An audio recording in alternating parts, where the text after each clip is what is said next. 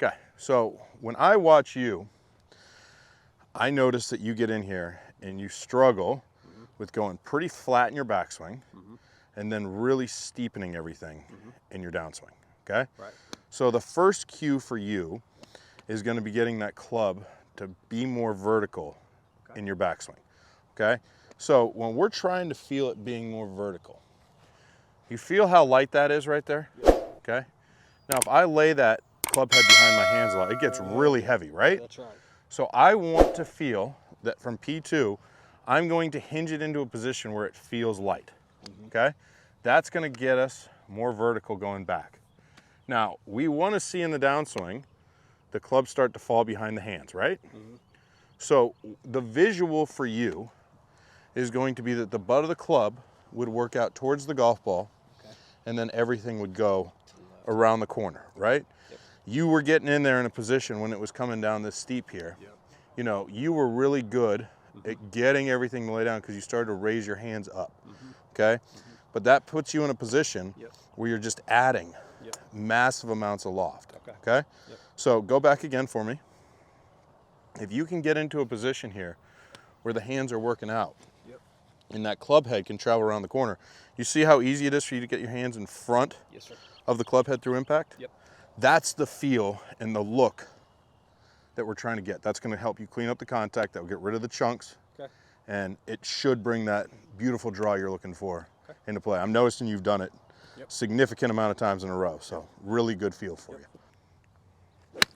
Okay, so that ball's still going a little bit left to right. Now, recapping everything you and I worked on, okay? The first thing is we took that grip that was very weak in the beginning and we got it a lot stronger, okay? So let me see your hands here. When you're setting up, remember, we want to feel it's more in the fingers. Everything's wrapped. Boom. Throw the other hand on. And both of the V's formed between your thumb and your trigger finger are going to be over here at your right shoulder, okay?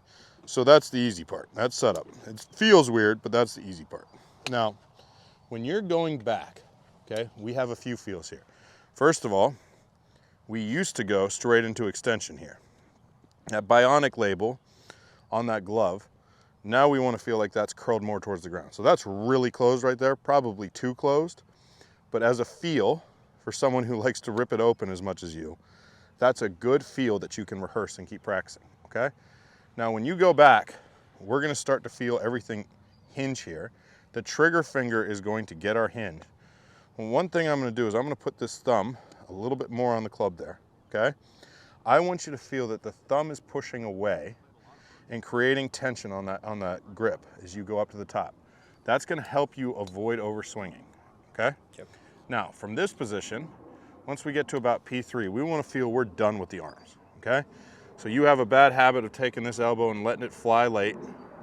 We're done with the arms at this position. From here, it is all about turning the chest to get us to the top of our backswing, okay? That feels like a 3/4 backswing to you, correct? Yeah. Okay. So just feeling 3/4, get that a little bit more, there you go, and turn it up to the top. That is the end of where you need to go. Now that club face is super closed right now, which is okay, because we can rotate everything in, get the hands way in front, trap that golf ball, and we can avoid hitting that huge slice that you're very, very fond of at the moment, right? We want to get that golf ball going straight or even right to left, okay? When you have a big slice, your goal is to completely change everything. Now, the one thing that you have to realize is you have a good swing plane coming down, right? Your club's traveling on a great path, so you're not one of those traditional slicers that comes over the top. You just have massive club face issues in the impact, and once you clean those up, you leave all the other fundamentals the same, the golf ball should do what you want.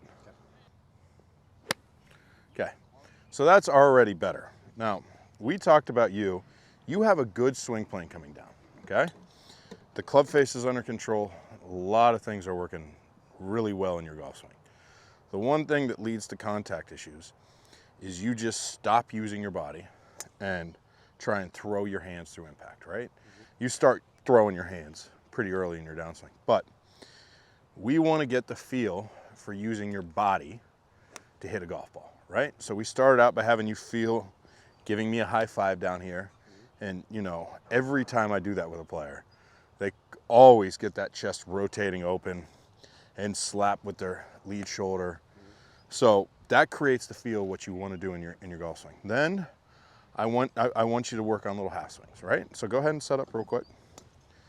But here's a cue I want you to have. When you're taking this thing back and working it through impact, I want that club to release and extend away from your body, okay? Now, the feel that you're gonna have when you start that downswing is that everything, start turning your body, that the hands are gonna stay behind and that your body's rotation is what's gonna whip that club out in front. Now, stay there. That's close to a good position, but we can get that a little bit more forward. There you go.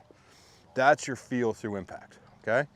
Really feel the body is throwing the arms off the chest through the strike instead of getting in a position where you're stalling everything out and just flipping your hands, okay? Hey guys, if you like this video, please like and comment.